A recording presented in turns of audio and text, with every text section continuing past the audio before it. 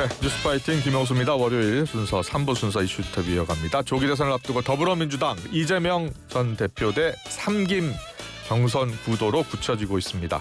바뀐 경선 룰에 비명계는 반발하고 있는데 4파 전에서 큰 이변은 없을 것이란 전망이 나옵니다. 더불어민주당 원내 정책수석 부대표 김영민 의원 연결돼 있습니다. 의원님 나와 계시죠? 네, 안녕하십니까. 반갑습니다. 네, 안녕하세요. 반갑습니다. 저 경선 룰이요. 네. 그동안의 경선 룰하고 좀 바뀐 거예요? 그건 바뀐 게 아니고요. 예. 언론에서 바뀌었다라고 보도하거나 일부 바뀌었다라고 표현하는 분들이 있는데 네, 네. 저희가 경선 룰을 정하는 방식이 있습니다. 어떤 거냐면 우리 당원에는 경선 룰을 국민 경선을 하거나 또는 국민 참여 경선을 하는 것을 원칙으로 한다라고 정해놓고요. 예. 둘 중에 하나를 고를 수 있게 하고요.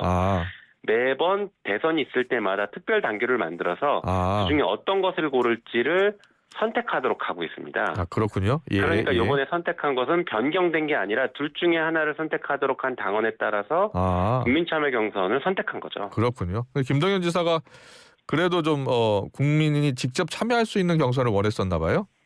네, 아마 예. 이제 그러셨던 것 같은데요. 예. 하여튼 저희 원칙을 바꾸거나 변경한 건 전혀 없습니다. 예, 알겠습니다. 이거 원내 정책수석 부대표여서 또 선거를 또 중심 잡고 또 관리도 해 나가셔야 되잖아요.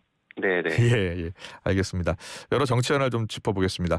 윤석열 전 대통령이 파면 일주일 만에 대통령 관저에서 나와 이제 사저로 이전했잖아요.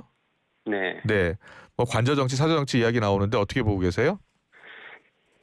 뭐 전반적으로 윤석열 정권 전체가 네.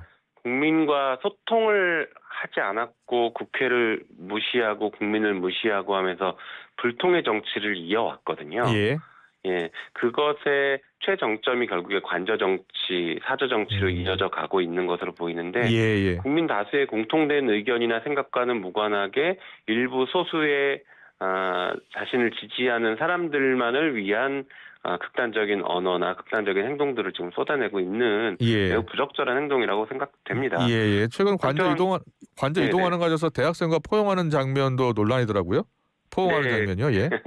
그랬죠. 사실 뭐 그 부분은 많은 분들이 연출일 거다라고 의심하고 있는데 모르겠습니다. 그 부분이 연출인지 실제일지는 알 수는 없지만 적어도 윤석열 정권, 윤석열 정부 자체가 쭉 이어왔던 여러 가지 흐름들을 보면 자연스러운 현상은 아닙니다. 왜 그러냐면 윤석열 정권은 뭐 잘 아시는 것처럼 그 청년 정책, 민생 정책, 그다음에 그 뭐 대학생들과 관련된 대학원생들 관련된 예산들을 다 모조리 깎아가면서 권력을 집중하고 자신의 정권을 유지하고 권력을 유지하는 데 모든 힘을 쏟아왔거든요. 그래서 그 2년 5개월, 3년 동안 계속 정적에 대한 수사만 진행하고 검찰권을 강화하고 그러다가 결국에 최종에 내란까지 저지른 도저히 민주주의 국가에서 용서할 수 없고 용납할 수 없는 범죄를 저질렀던 사람이고 그런 집단이었는데 그런 사람에 대해서 대학생이 매우 자발적으로 나와서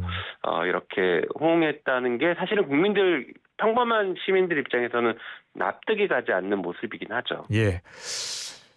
오늘부터 윤 전 대통령 첫 형사 재판이 열리잖아요. 그런데 법원이 촬영을 제한했어요. 어떻게 보세요? 뭐 여러 가지 좀 잘못된 점들을 지적할 수 있을 것 같은데요.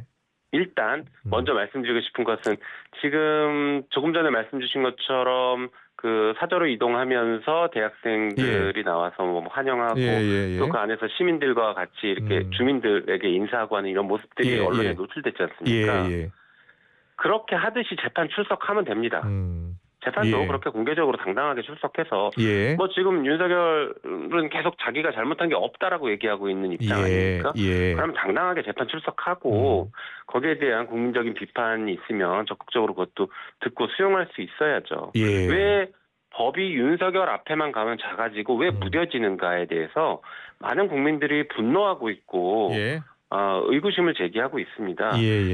한편 이게 그 촬영도 법정 촬영도 지금 불허한 것으로 지금 있지 않습니까? 이걸 보면은 저는 지기현 부장판사가 윤석열을 보호하는 게 아니라 본인을 보호하기 위한 조치를 한 것이다라고 좀 이해가 돼요. 지난번 구속 취소 결정을 하고 나서 그것이 잘못됐다라는 수많은 비판을 받았고 심지어 법원 내에서조차 비판을 받고 있지 않습니까? 예. 그런 상황에서 법정 촬영을 하면 지기현 판사의 얼굴이 언론에 공개되고 전 국민이 다시 볼 수밖에 없는 상황이라서 재판부를 보호하기 위해서 불허했다라고 일단은 저는 이해를 하고 있습니다. 윤석열 때문에가 아니라. 그런데 그러다 보니까 왜 윤에게만 이런 특혜와 이례적인 예외들이 자꾸 적용되느냐라는 국민적인 분노와 의구심들을 해소를 못하는 것이죠. 그래서 저는 필요한 경우에는 재판부 보호도 뭐 별도로 필요하다고 저는 이해는 합니다. 그래서 이럴 경우엔 차라리 재판부를 변경해서 다른 재판부가 공개 재판을 하게 만들어주는 것도 법원행정처에서 고려해야 되는 거 아닌가 싶습니다. 이 재판부는 지금 이미 부담감을 너무 크게 느끼고 있을 거예요. 구속 취소 이후로. 그런 상황에서는 공정한 재판을 하기 어려운 심리적인 불안정과 불안감이 굉장히 커진 상태에서 재판을 해야 되는 상황이라고 보여집니다. 물론 저는 지기현 판사의 지난 판결이 매우 잘못됐다라고 아주 강하게 비판하는 입장이긴 한데 지금 상태에서 재판 제대로 치를 수 있을까 할 수 있을까에 대한 고민이 있습니다. 그렇군요. 한편 재판부 변경도 것이 고려해 봐야 된다는 생각이세요? 네, 그거는 법원행정처에서 해줘야 될 일이라고 보고 필요하면 본인이 재판을 도저히 공정하게 치를 수 없다라고 기피 신청하는 방법도 있습니다. 그리고 공개 재판이라는 것은 어떻게 보면 피고인이 공개 재판을 받을 권리를 행사하는 것으로 우리는 흔히 이해하고 있지만 그것이 가지고 있는 진짜 목적은요. 공정한 재판입니다. 공정한 재판을 하기 위해서 공개 재판을 하는 것이고 그것이 바로 피고인의 권리가 되는 것이거든요. 다시 말해서 공정한 재판을 지금 현재 의심받고 있는 재판부라고 한다면 그럴수록 더 재판을 공개해야 됩니다. 이것을 비공개로 처리하고 출석도 비공개로 하는 이런 방식의 재판 진행은 불공정성을 더 크게 낳을 수 있다라고 저는 생각합니다. 게다가 국민의 알 권리도 철저하게 무시되고 있는 재판이라서 이런 방식은 잘못됐다고 봅니다.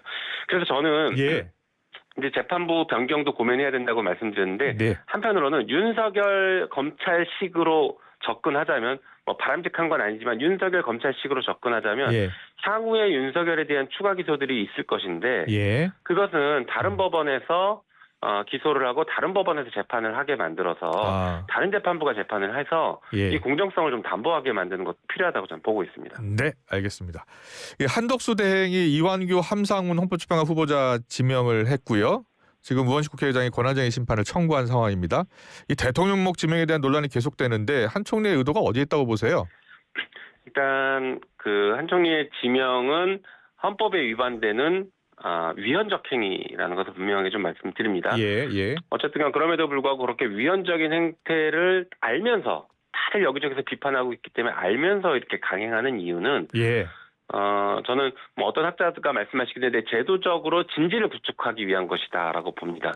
쉽게 말해서 어떤 거냐면요.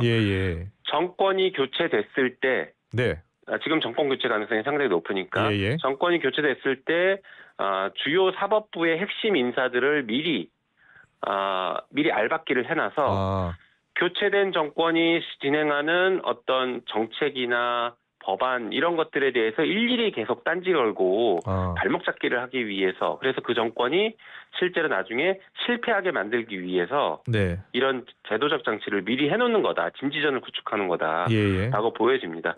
예를 들면 일종의 발목 잡기인데 예를 들면 민주당 정권으로 교체됐을 때 검찰개혁을 한다라고 하면 검찰개혁에 대해서 곧바로 위헌 시비를 제기할 겁니다. 그러면 헌재 이미 이런 뭐 이완규나 이런 사람 보수적인 사람들을 알박기를 해놓은 상태라면 그것이 개혁 자체가 흔들릴 가능성이 높죠. 그리고 권한쟁의 일일이 권한쟁의 심판을 청구해서 정부나 아니면 국회에서 다수당이 진행하는 것들을 일일이 다 발목 잡기를 하려고 할 가능성이 매우 높다라고 저는 그렇게 보고 있습니다. 전체적으로 새로 등장할 정권의 발목 잡기용이다라는 분석을 해주셨는데 위헌정당 해산 심판 가능성에 대비하기 위한 분석이다라는 이야기도 나오더라고요. 네네. 저도 뭐 그거는 가능성이 충분히 있는 시나리오라고 보고 있습니다. 그런데 지금 헌법재판관 2명이 4월 18일 이제 퇴임하잖아요. 그 전에 결과가 나올 것 같습니까? 헌재 입장에서는 그 전에 결과를 내야 할 것이라고 저는 보고 있습니다. 예. 예. 그리고 한편 헌법재판소법을 저희 이제 국회에서 처리를 하는데, 네. 뭐 얼마 전에 이제 법사위도 통과했고 예. 이번 주 중에 본회의를 통과할 예정인데요. 네네. 그 법에 따라서 자동으로 임기를 일정 부분 연장해서 새로운 정부가 들어서면 네. 그때 임명할 수 있게, 새 대통령이 임명할 수 있게 예. 보완책들도 마련해 놨기 때문에요. 예. 이렇게 무리할 필요가 없다고 생각합니다. 네, 알겠습니다. 그럼 한덕수 총리 지금 대망론 이야기 해볼게요. 한덕수 총리가 이번 조기 대선에 출마할 가능성을 놓고 여러 이야기가 나오는데 지금 침묵하고 있어서요. 윤석열 대통령과의 교감 가능성은 어떻게 보세요? 글쎄요, 교감 가능성을 뭐 전혀 없다고 말할 수는 없을 것 같은데요. 예. 그렇다고 해서 이게 뭐 굉장히 또 치밀하게 네. 얘기해서 나오는 것에 대해서는 아직까지는 조금 더 지켜봐야 되는 상황인 것 같습니다. 아, 그렇게 보세요. 물론 이제 저는 한덕수 총리 입장에서는 대선 출마를 지금 고민하고 있는 것으로 알고 있는데 예. 그것 역시 저는 매우 잘못됐다고 보고 있지만 예. 만약에 고민을 한다라고 하면 그 고민의 관점은 예.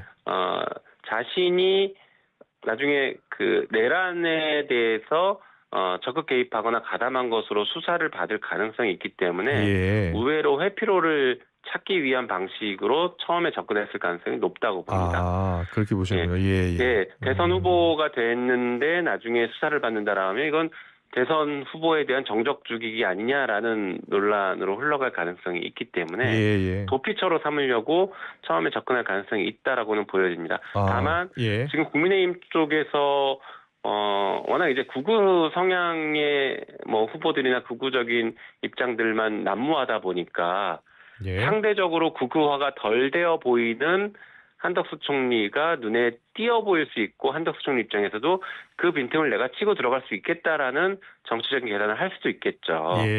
하지만 그 역시 잘못됐다라고 봅니다. 이 정권이 결국에 내란으로 무너지게 스스로 무너져버린 이 상황까지 오르는 데는 3년 내내 이 정권이 무능했고 매우 나쁜 정치를 했기 때문에 자멸까지 하게 된 것입니다.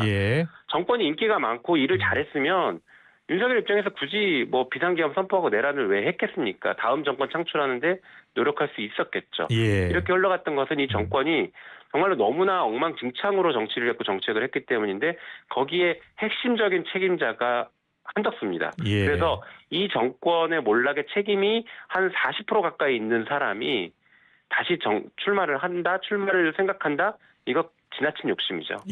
민주당에서는 한덕수 대행 탄핵을 추진도 할 생각이었는데 일단은 보류하는 겁니까? 글쎄요, 그 부분은 당내에서 조금 더 논의가 필요하고요. 저는 개인적으로는 그것과 상관없이 헌정 질서를 바로잡기 위해서 탄핵해야 된다라는 강한 입장을 일단 지도부에 다 일임한 상태죠. 네, 맞습니다. 일단은 당장은 추진할 생각은 없는 거고요. 그건 좀 논의를 해봐야 될 것 같습니다. 알겠습니다. 김 의원께서는 이제 윤 대통령 탄핵이 인용되면 국민의힘이 매우 빠르게 윤 대통령을 버릴 것이다 이렇게 내다보셨는데 최근에 국힘 대선 출마자들과 소통이 좀 이어지는 분위기더라고요. 네네네. 이제 그 부분은 저도 이제 탄핵이 잘 됐다라고 보는 국민들이 70% 전으로 왔다 갔다 하고 있는데요. 이런 것들을 이제 대선 후보들이나 국민의힘에서 조금 더 인식하는 순간 빠르게 손절이 가능하다고 봅니다. 지금 저런 태도를 보이는 것은 당권 경쟁이라고 저는 봐요. 대선을 사실상 이게 어렵다라고 스스로 판단하고서 극우 쪽에 손을 내밀고 극우 쪽의 표를 그리고 그 국민의힘의 그 적극 지지층에게 자꾸 어필하는 것은 다음번 당권을 가져가기 위한 경쟁 싸움으로 들어가는 게 아닐까 싶습니다. 그래서 대선이 좀 본격화되고 중도층의 목소리들이 여론조사에 이제 적극적으로 반영되기 시작하면 빠르게 손절하고 특히나 대선 후보로 선출된 사람은 매우 빠르게 손절할 거라고 저는 생각합니다. 네, 알겠습니다. 자, 정치 이슈는 여기까지 듣고 민주당 경선 이야기 좀 더 자세히 한번 해볼게요. 자, 당원 투표 50%, 국민 여론조사 50% 경선 룰이 이제 오늘 확정이 되는 거예요?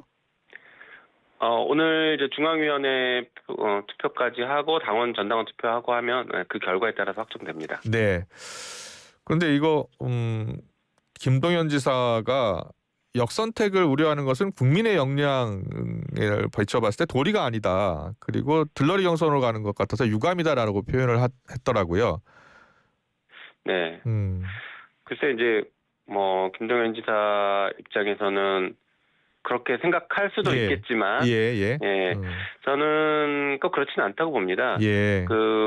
이제 역선택의 문제는 비단 뭐 우리 민주당에게만 있는 문제가 아니라 전 세계적인 현상이고, 경선 과정에서 늘 있어 왔기 때문에 역선택에 대한 어떤 합리적인 그 조치들을 취하는 것들이 필요한데, 네. 사실 지금은 그럴 만한 시간적인 그게 너무 부족합니다. 조기 대선이 치러지는 과정이라서요. 그래서 이게 쉽지는 않고, 지난번 박근혜 탄핵 때는 저희가 이제 국민 경선을 한 것으로 제가 알고 있는데, 그때는 그 해 대선이 치러지기 때문에 이미 대선 룰이 다 정해졌고 정리가 어느 정도 돼 있는 상태였습니다. 그런데 우리 이번 같은 경우에는 원래 대선이 치러지려면 앞으로 더 2년이 더 있어야 되기 때문에 대선 룰이나 이런 것들이 전혀 지금 준비가 안 돼 있는 상태죠. 그래서 그 차이가 좀 있고 굉장히 시급하다는 차이점이 있습니다. 그래서 이번에 국민 참여 경선으로 이제 당원 50%, 그다음에 국민참여 투표 50%인데 이게 지난번이나 일반적인 여론조사 방식이랑 완전히 다릅니다. 그런 우려들을 저희도 고려해서 최대한 많은 분들이 참여하게 만들기 위해서요. 어떻게 했냐면요. 여론조사 방식으로 ARS로 전화 투표를 하는 방식인데, 이 투표 방식이 100만 명을 대상으로 합니다. 민주당 당원이 권리당원들이 투표할 수 있는 사람이 114만 정도인데 100만 명을 대상으로 전화를 하기 때문에 거의 1대1 구조입니다. 그래서 상당히 많은 사람들에게 전화를 한다. 이렇게 여론조사하면 1000명 정도 하고 뭐 이렇게 많은데 그게 아니라 100만 명에게 전화를 한다는 것이 엄청난 차이인 것이죠. 그래서 실질적으로는 국민 경선의 효과를 최대한 낼 수 있는 방식으로 가보려고 이렇게 하고 있는 것입니다. 그러니까 일반 국민들은 이제 참여하기는 어려운 거고요. 당원이어야 되는 거죠? 아닙니다. 아니에요?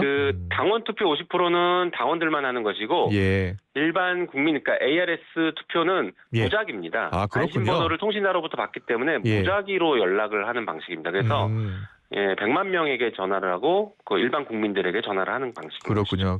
그러니까 과거 경선 때는 국민들이 일반 국민들도 투표하고 싶으면 이제 참여를 할 수 있었던 건데, 이번에는 여론조사 방식으로 이제 참여할 수 있다는 말씀이세요? 네, 맞습니다. 과거에는 선거인단을 자기가 신청하면, 그때도 선거인단 신청은 100만 명, 150만 명 이 정도가 신청을 했는데 이제 그 정도 육박하게 반대로 그냥 무작위로 전화를 하는 방식이죠. 네, 잘 알겠습니다.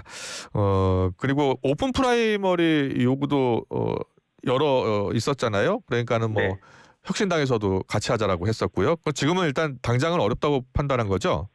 그 부분도 사실은 이제 거의 정리가 된 것 같은데요. 일단은 그 조국혁신당이 요구했던 부분은 그쪽도 사실상 철회를 했습니다. 왜냐하면 각 당의 후보는 각자 선출을 하고 나중에 어떻게 단일화할 것인가를 논의해야 되는데, 그거 없이 처음부터 오픈 프라이머리로 다 하는 것은 뭐 좀 부적절하다고 저희는 보고 있었습니다. 그리고 당내에서도 오픈 프라이머리를 말씀하시는 뭐 후보들이 계셨는데, 지금은 그 부분에 대해서 강하게 주장하시는 분은 없는 것 같습니다. 이게 경선 방식이 절대적으로 어떤 게 옳다라고 할 수는 없고, 그 상황에 맞게 최대한 여론과 그다음에 합의를 끌어내서 가는 방식이 이제 중요하다고 보는데요. 지금 선거는 내란을 종식하고 헌정 질서를 회복하는 것에 집중을 해야 되는 대선이기 때문에 아무래도 당내 경선은 좀 그 콤팩트하게 치르고 본선에서 그러니까 헌정 질서를 수호하려는 세력들을 총 결집시키는 큰 빅텐트를 쳐가 나가는 연대와 연합을 해 나가는 것들이 지금 더 필요한 게 아닐까라고 저는 개인적으로 생각하고 있습니다. 짧게 질문 하나 드릴게요. 김경수 전 지사가 내란 종식과 함께한 세력과 연정하는 것을 적극 지지한다라고 했는데요. 민주당의 공식 입장입니까? 그렇지는 않습니다. 아마 이제 연합 정치 혹은 이제 연합 정부까지 요구하는 뭐 목소리도 있고 뭐 그런 의견들도 있는 것 같은데, 저는 개인적으로는 그렇게까지는 할 필요는 없다고 생각하고요. 그리고 아직 당에서도 그 부분이 정해지지는 않았습니다. 네, 잘 들었습니다. 여기까지 듣겠습니다. 김용민 민주당 원내정책수석 부대표였습니다. 잘 들었습니다. 고맙습니다. 네, 감사합니다.